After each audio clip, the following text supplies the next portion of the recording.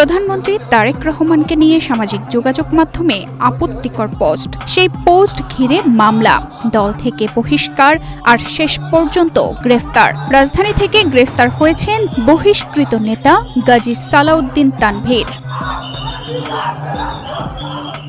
মঙ্গলবার রাতে রাজধানীর মণিপুর এলাকা থেকে তাকে গ্রেফতার করা হয়। বগুড়া থেকে উপজেলা বিএনপির সভাপতি মাফতুন আহমেদ খান রুবেলের দায়ের করা সাইবার সুরক্ষা আইনের মামলায় এই অভিযান চালানো হয়।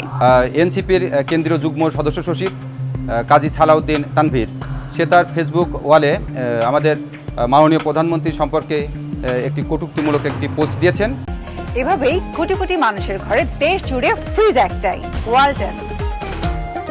মামলার এজাহার অনুযায়ী গত ২৯ জুলাই ফেসবুকে প্রধানমন্ত্রী তারেক রহমানকে নিয়ে আপত্তিকর ও মানহানিকর মন্তব্য সংবলিত একটি পোস্ট করেন গাজী সালাউদ্দিন তানভীর। পোস্টটি সামাজিক যোগাযোগ মাধ্যমে ছড়িয়ে পড়ার পর ব্যাপক সমালোচনার মুখে তিনি সেটি মুছে ফেলেন এবং প্রকাশ্যে দুঃখ প্রকাশ করেন। এ ঘটনার পর সাংগঠনিক শৃঙ্খলা ভঙ্গের অভিযোগে জাতীয় নাগরিক পার্টি তাকে দল থেকে অব্যাহতি দেয়। এরপর গত ২ আগস্ট বগুড়া সদর উপজেলা বিএনপির সভাপতি মাফতুন আহমেদ খান রুবেল বাদী হয়ে বগুড়া সদর থানায় সাইবার সুরক্ষা আইনে মামলা দায়ের করেন। মামলায় অভিযোগ করা হয়, অভিযুক্তের পোস্টে প্রধানমন্ত্রীর বিরুদ্ধে মানহানিকর ও উস্কানিমূলক বক্তব্য দেওয়া হয়েছে, যা জনমনে বিভ্রান্তি ও উত্তেজনা সৃষ্টি করতে পারে।